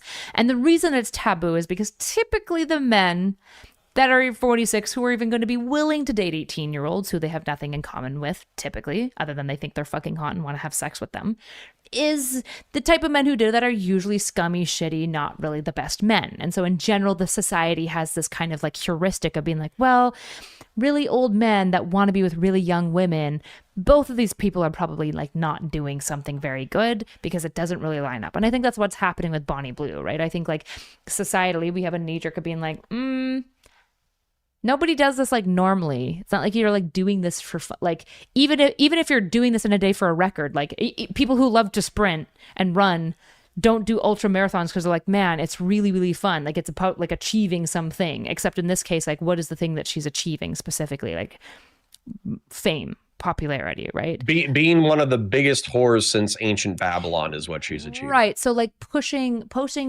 major social taboos that I think like emerged to some degree for good reason, for like the pure purpose of like fame and money, I think is like a reasonable reason to be like critical. The issue is that like, I'm not going to lie, I just don't give that many fucks about Bonnie Blue. Like I don't know. I understand people's knee-jerk reaction. It's pretty similar to mine. I'm a pretty like sex critical person as an individual. The issue is that like I have a lot of moral systems that naturally counteract my natural predilections because I don't think all of my natural predilections are good, right? Like I'm naturally pretty sex averse. Like I'm pretty naturally sex prudent. I have a really low libido.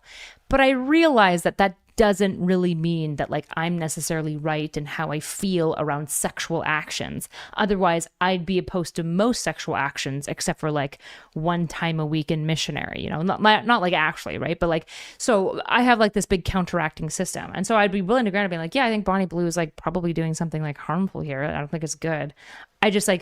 I have a hard time carrying that much.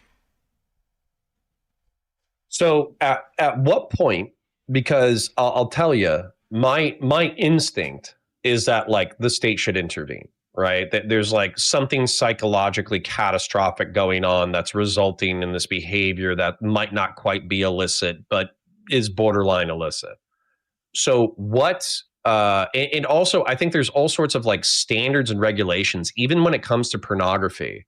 I think that regulated pornography oftentimes has like, health check standards and STD standards and all that kind of bullshit.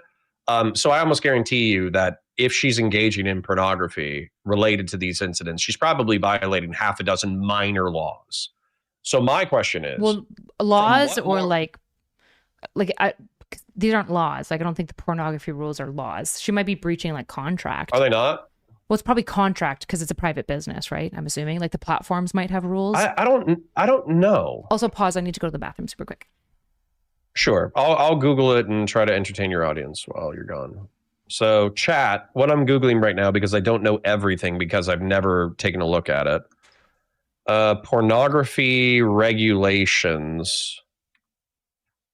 Pornography regulations vary significantly across different countries and even within regions of the same. I think it has to be specifically within production. Pornography production regulations. Part of the United States Code of Federal Regulations require producers of sexually explicit material to obtain proof of age for every model they shoot and retain those records.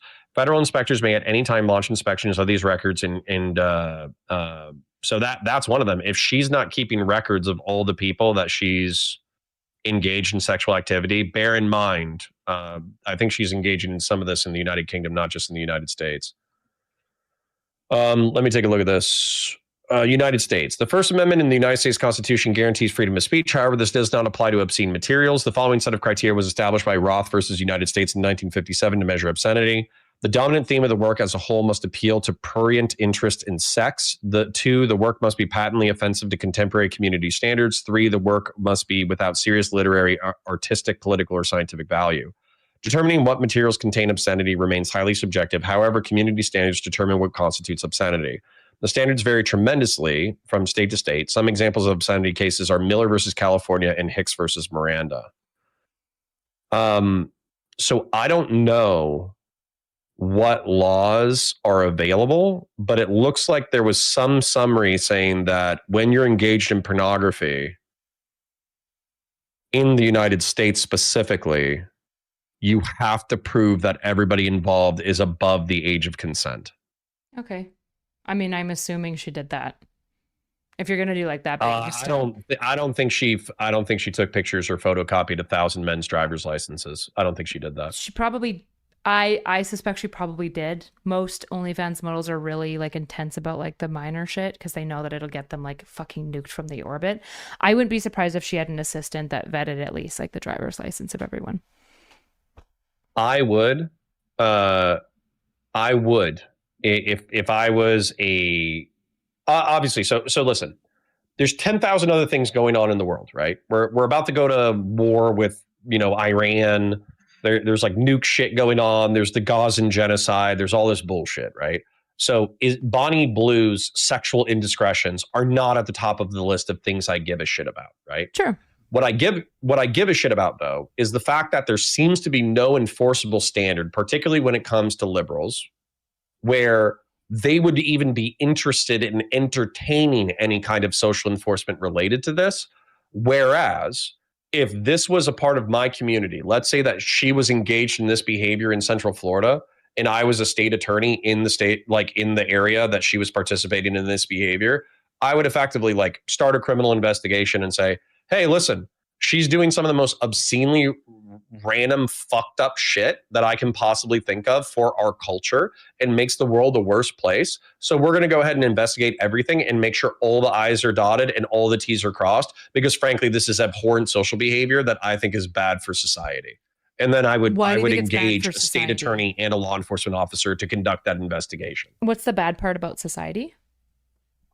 I would say the fact that taboos remain taboo because society enforces negative reactions to taboos. So yeah, if you don't but have obviously, a negative like, reaction, we it's not going undid to remain taboo. Yeah, but we obviously undid like the homosexuality taboo. So part of the issue is like you gotta figure out the line. Again, I think what Bonnie Blue there did probably isn't good, right? And probably is immoral by any standard. And with the homosexuality taboo, I just want to point out real quick that like we've reached tolerance, not acceptance, right? There are plenty of conservative people within the country that don't believe that homosexuality is acceptable. They won't be friends with homosexuals, but they will tolerate it, right? Yeah. I would say that we're slightly behind that on sex work. I wouldn't say that we accept it, but we do tolerate it, but barely. Yeah, I agree. I'm quite sex negative. I don't, you said that sex work was neutral multiple times, and I don't think I agree. And then Jasmine, by the way, Jasmine I said societally, we view it pretty neutrally. I would say, like, if you balanced everyone within like America's positions on sex work, it'd be around neutral, maybe slightly negative. So when you say that, there's a nuance here. I think that pornography and pornography consumption in adults is pretty normalized. Not very many people are judgmental about pornography or whatever, but like the consumption of pornography. However, I do think that people still have a stigma and a negative social perception of people who participate in sex work, to the point that they wouldn't necessarily be friends with people who participate in sex work. Right. The issue is that I think for liberals, right, in the case of like liberals, it's hard to have a super strong like moral reaction, because I think liberals are not often oriented towards what's good, but they're oriented towards like justice and ensuring that like justice gets maintained. But I think there's a lot more leeway for like what is good, right? So I think a lot of liberals like myself would be like, yeah, it's probably not good. But that's about where it's going to end, right? Like the reality is, like, I'm not really friends with people that are like that. I probably never would be, but it wouldn't be even just because of that one thing. I suspect that everything around her personality that would create her willingness and interest to do this like social media stunt consists of a number of personality traits that I personally find to be icky and a bit of a yellow flag, right? So I wouldn't be surprised if she potentially sucks in a number of ways, right? Impulsive and vain potentially. Well, just as an example, because we both worked with this person, we both talked with this person, and I respect this person, Jasmine Jafar, right? Jasmine, correct me if I'm wrong, she has like a fucking JD.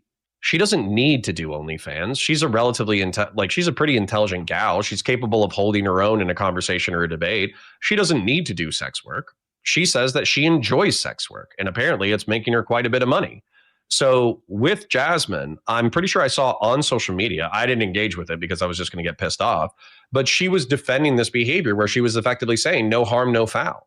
And so for me, what I see is, if you have Bonnie Blue engaged in this behavior. Well, just to be clear, I just want to be clear. I'm friends with sex workers all the time. I'm saying Bonnie Blue's sex work isn't the thing that would make me not friends with her. I suspect the personality traits that she has that would make her so willing to violate social taboo to such an extent for dominantly money gain as a goal is things that I might be averse to, but I don't even necessarily know that to be true, right? And that's in part because I'm friends with people who I want to ask you a question.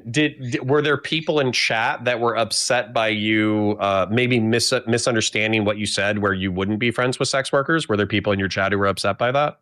No, specifically Nick texted me and he was like, hey, just make sure it's clear that you're saying you wouldn't be friends with Bonnie Blue, not sex workers. Okay. Yeah. Well, then I. But that's specifically, I'm friends with sex workers. Use chat as an example. Yeah, if my friends who are sex workers see this, they're going to be like, the fuck, bitch? So I just want to be clear when I'm saying that. And I'm making it more clear because I'm just saying, like, I'm obviously friends with people who do sex work. Sure. I don't have like a necessary issue with that. But I'm friends with lots of people who live lives that I don't necessarily think that I would live for myself. The issue is that it's tough for me because in my case, I'm a Christian. I'm friends with tons of people who don't live a life that I would, right? And don't believe in things that I would. And I don't enforce my will onto them. I think people should, by and large, stick by what their society likes. And if they're going to not, they need to have a good reason. But I think there's lots of good reasons that people present. Like Jasmine Jafar's reason for doing sex work, I think is actually pretty reasonable. It seems like it's not damaging her that much. So it seems like she was old enough to make the decision to go into it because she got into it after law school. And it seems like she enjoys it enough. So I don't really have super strong, like, aversive feelings toward it. Same with like Aylin Brittany Simon. But a lot of the 18-year-olds that get into sex work do get fucked up by it because they don't really know what they're getting into, and sex work can often have a really damaging relationship on you and your body and your sexuality. And in those cases, right, I would look at those friends and be like, this is probably not a really good life choice for you. Yeah, so this actually kind of gets back to naturalism. Bear in mind, you can just say Agrippa's trilemma or whatever, and you totally own me in the debate. However, what I would say, going back to naturalism, though, I think that human beings are designed for certain functions. I also think that I'm pronatal. largely because I think that, we need, number one, we probably should perpetuate as a species based off of our instincts. But number two, I also just think having kids is fucking cool, man. Like having kids is just, I love it. It's fun as fuck. Like, seeing a little bit of somebody you love and somebody and yourself mixed up into a new person who's exploring the world for the first time is a very cool experience, and it's very enriching, and it gives you like a lot of purpose and an anchor in life. So when you're saying like, oh, well, you don't really judge, or you kind of view Jasmine's perspective as neutral, and in some ways she's actually done it better than most. Yeah, I think would she's still have like operating within her. I don't think she's violating any of her own espoused moral principles. I think she's operating within like society in a way that's like reasonably accepted. And the areas where she's not, specifically sex work, which is like tolerated but not respected, nobody respects it, obviously, I think is totally fine. And I think the trade up that she made of like moving from a very high respect job, lawyer, to a job with very low respect, and the reasons that she did so, I think are like neutral enough. I don't really like have a necessary issue with that. But if Jasmine Jafar does like Connie behavior on her OnlyFans, I do have an issue with that. And I would potentially voice that at some point, like if we were close enough, which I'm not close enough to her necessarily have that conversation. Sure. But I would, right? In the same way that like with Steven, who is a better example of somebody who lives a life that I disagree with a lot of his choices. And I think a lot of his choices are wrong. And I will voice when I think that he is wrong, particularly when I think that he's living a life that is counter to his own worldview and his own beliefs, right? But I'm not going to sit around and tell him that he's wrong for not believing in Jesus Christ, or like any like specific like religious precepts that I might view as a good thing to do. Yeah. So that this is a difference. And I, to be honest, man, this is like, I think this is partially cope on my end, that I just want people to understand that there is a philosophical difference between me and the nominal liberal, especially online liberals, because I don't want the state necessarily to get involved. I have a very American, like libertarian perspective when it comes to this, which is like the state, a person with a gun showing up to force you to do something should only be used in extreme circumstances. I believe that fundamentally. However, so that might be too liberal or libertarian for what social conservatives would say. However, I'm definitely not a leftist, obviously. Fight against leftists all the time. But then there's something wrong or different between liberals and I, where I just feel like I can't impose upon you. I'm not going to go to Jasmine Jafar's house and put her in an armbar takedown and threaten to break her arm until she says that she'll stop sex work. I'm not going to compel her to live my value system. But if I have a conversation with her and I view her as like an otherwise intelligent, obviously pretty, accomplished person, then I'm going to say some shit. I'm going to say like, listen, this is the way you're living your life. This is the way that I'm living your life or my life. I'm not going to fucking come intercede on your bullshit, but I think you're fucking wrong. And I think you're fucking up. And I think you're missing out on shit that you're not paying attention to. And I'm going to say that. And I want to do that for culture, for society's benefit, not just for my benefit. Yeah, I guess I just like basically I would view that as being like, okay, well, you're not benefiting society because you saying that randomly autistically to her isn't going to change anything at all. So it's not benefiting society. You're just kind of like getting something off of your chest that you think you have to. No, I disagree. Because if I'm having a conversation with Jasmine Jafar, she's a public person, I'm a public person, then there's a debate in public about what is acceptable behavior within society. And there could be more people who end up lining up with my line of thinking than her line of thinking. Or even if her line of thinking wins out, but it's bad for society, then there might be one or two people who come my way who otherwise would have been persuaded to bad behavior. So for me, it's not like one-on-one autistically like, hey, the way you're living your life is bad. I'm talking about within the social media context in which we all currently exist. Gotcha. So are you a determinist? No. Intellectually? Oh, okay. Gotcha. Like determinism. So correct me if I'm wrong, but it's kind of like everything is it there's really only one way that things are going to shake out. Mm-hmm. Is that effectively determinism? Basically, you believe that like everything is predetermined. People are kind of just like input output machines, and the only way to change a person, for example, is to change like the environmental inputs, whatever those are. Would be environmental, including I guess like in. So even if this is physically true, okay, let's say that we're on a plane of existence that's on the train tracks, and there's only one way that anything is ever going to end up. Yeah, I think that beliefs about determinism and beliefs about free will shape the way in which we make decisions. And so even if you think that determinism is real, you should still like carve out a piece of your mind that believes that choice and free will are real, because every determinist that I've ever met has engaged in shitty behavior because they said, it is what it is. The world's just unfolding the way it's supposed to.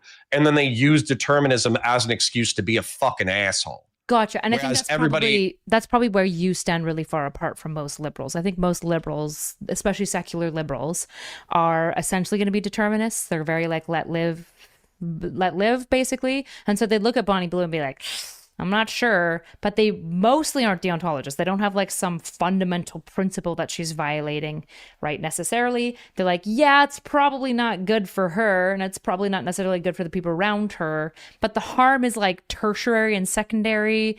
She's also making a lot of money, which benefits her in a lot of way. So like, it kind of balances out. It's like a little icky, but like in the scale of like a problem, especially if you're big into like utility and stuff, it's just not that big of a deal.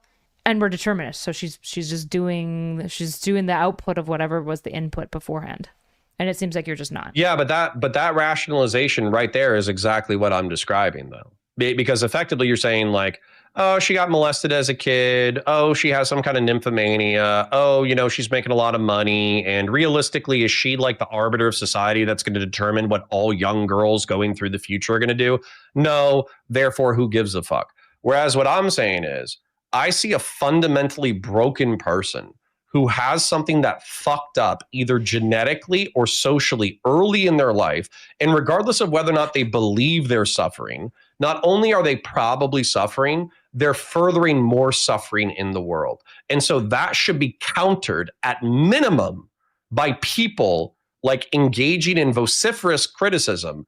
And at maximum, it might involve some level of like institutionalization and forced psychological help. Because what'll happen, and I hate to do the slippery slope shit, but it is kind of the way that I see it, is if Bonnie Blue is normal, where this is just normal, then we're probably going to have a dozen Bonnie Blues in a decade who are just like, yeah, I want to get my bag. I have some childhood trauma. I don't give a fuck. So I'm just going to bang 1,000 dudes, and that's just going to be normal. And then the dudes too, who participate in this behavior, I understand that like men are fucking gross, but this is like a new low for like, well, it's not a new low. We probably did this shit when we were pagans. You guys like fucked goats and shit. I don't know. Goat fucking? What's that? I don't know. Goat fucking feels like a much fuck lower goats. level. Yeah. Okay. Anyways, we shouldn't be encouraging men to go for the low. Sure. By just saying, I don't know if is encouraging. I think the slippery slope concern, I think like 4 years ago, I would have just like called it a slippery slope fallacy. I think the issue is that a lot of like the liberal slippery slopes that they said would never happen did. The issue is I don't have a simple answer for you. I'm not a standard lib who's a secular determinist, so I can't really like give you their answer. And you're a secular non-determinist. But that's why I think that's fundamentally the issue you're running into with like the standard lib, is that they're usually going to be a determinist. And so they just disagree with you in this way. Like they're just kind of like, I don't know, she's just like doing the output. Okay. And what they would probably say to you is, okay, well, if it's a slippery slope, how do you offset it? Do you just shame her? Yeah. And what I would say is you use the paperwork, right? I'm not saying I don't know if this is true. It was off of a cursory Google search, right? We talked about like the ID thing or whatever. I would audit her ID shit, right? Literally, it's like, oh, you banged 1,000 dudes. There's videos of it or whatever. Okay, we're gonna go through the fucking video. We're gonna look at every single participant that's on video, and you're gonna show me each and every single one of their fucking driver's licenses. And if she fails the audit, she gets hit with a fine or a fucking criminal penalty, and basically told, hey, if you keep fucking around, we're gonna keep auditing you. And then if she continues to engage in this negative behavior to the point that she's just having like random people bump into her house and gangbang her to fucking all that kind of shit, then eventually maybe like finding some obscenity law or something like that, or some kind of like regulation about running a whorehouse in New York. I don't fucking know. How do you prevent the point is that you would basically legalistically harass her until she stops the behavior. How do you prevent the opposite slippery slope where you just like take away OnlyFans from women and now women just have sex work will continue? They just have like less safe avenues to do sex work. Because I would limit it, like I would limit the prosecution to that. And how do you ensure that the prosecution, the same logic of the prosecution, that it's like, hey, it's kind of gross, it's kind of gratuitous. You're promoting this sexual gratuity that could lead to lots of people doing crazy sexual stuff. How do you ensure that not you, but the next person doesn't come along and go, well, look at this precedent, right? We did it before Bonnie Blue. Sure, this chick didn't bang 1,000 men, but look, she's doing a lot of weird sex stuff. She's having sex with gnomes.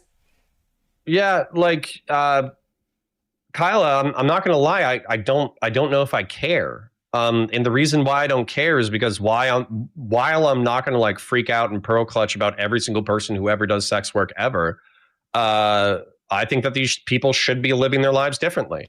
Honestly, like if I had to prescribe to you what I think like the ideal human life is, it's go to school, 15 to 25, start dating, maybe fuck around a bit, have a couple of boyfriends or a couple of girlfriends, figure out who you are, what you like and you don't like, find your partner around 25, get your education, work a job and have a family. That's what I think you should be doing. Sure. And so I don't see that being achieved. I kind of don't care if the state fucks with you. I don't really see that being achieved by shaming Bonnie Blue. I see that more so being ashamed. Like, I think by chasing Bonnie Blue with auditing, so like there is some level of legal institutional consequence for her accountability actions. Consequence, whether you like it or not. Accountability is typically a consequence as well. The issue is that that's just creating a precedent for giving sex workers consequences for sex work, right? Whereas instead, it's probably going to be more useful for the slippery slope that you're worried about. It's probably more useful to be more open and push more openness about like the level of conning that happens on OnlyFans, where like most of the time the women that message you back are not the women, it's Gurpreet in India. And also, it's wrong to do that. That's stealing. You're lying to your customers, which is wrong to do, right? You could point out issues with OnlyFans, for example, of oh fuck, my brain just missed it. Oh, like the issues that they have, like a lot of OnlyFans workers and sex workers will see like reduced levels of orgasm and like relationship dissatisfaction and like lots of dysphoria and distress around sexuality in general. In the same way that like content creators will with living their life, they'll see it like, if I'm having sex and not getting paid, why am I doing this thing? I'd see like that way more useful in off-ramping, because you're just being honest about the actual harms rather than like punishing specifically Bonnie Blue because she did like this icky gratuitous thing. Yeah, but I mean, I would do all of that if given the option. So again, like it's not a priority for me, right? Like who is it? Sophie Rain, I think is her name, right? She's like the really young one that got like $60 million in a year for being hot, and I don't even think she does like hardcore shit, right? So, good for her. She literally was just born attractive and made $60 million for being attractive. I wish I was so lucky. So I'm not going to spend any sleep or jealousy or anger, dealing with that. It's just not that high of a priority. But what's happened is I've reached the limit of my liberal tolerance. And when I turn to like other quote unquote libs, they don't have a good answer. And so I kind of know that I'm just different. And that's really like the point of this conversation, probably for the last 30 or 40 minutes, is there's just a lot of people right now who are like, oh, well, you're chill with gay people and black people and brown people, so you're a progressive. And it's like, I have some bad opinions that you're not going to fucking like, right? So realistically, that's what I'm saying is, if you think I'm a fucking lib, then I'm going to have chud takes every now and then, and you're going to have to deal with it. I guess that's the main point. The main thing is that essentially you're not a determinist and you have some level of like deontological principles that you care about. I think that's fine. And not just that, even if you're like, I keep on saying like astrophysical, but I know that's wrong. Like, even if you're like a quantum determinist, like you actually think that physical reality can only play out one way, I still think that you need to carve out space in your brain where choice matters. Because if you believe that everything is determined, every determinist I fucking know, like what you think about determinism determines how you act. Yeah, I mean, I'm not a determinist. I don't know. I think it's cringe. I hate determinism. It's stupid. Nobody's a determinist when somebody's holding a gun to your head. Like the reality is determinism is probably like maybe true in like the capital T way, but we function as though choice exists. So we should act as though choice exists, and we judge each other's behaviors on choice existing. Otherwise, we wouldn't be mad at the fucking racists and Nazis because they're just being exactly what they're programmed to be. Yeah. How that's actually weirdly enough, that's like a Chud Logic point. And I think Chud Logic is a determinist, by the way. He's like, oh, lefties understand endlessly that everyone is a product of their circumstances when it comes to like criminals or terrorists or jihadists or whatever. But when it comes to being racist, well, that's a choice. Yeah, well, he just wants the out so that he can keep making racist jokes and getting away with it, but still pretend to be a leftist. So.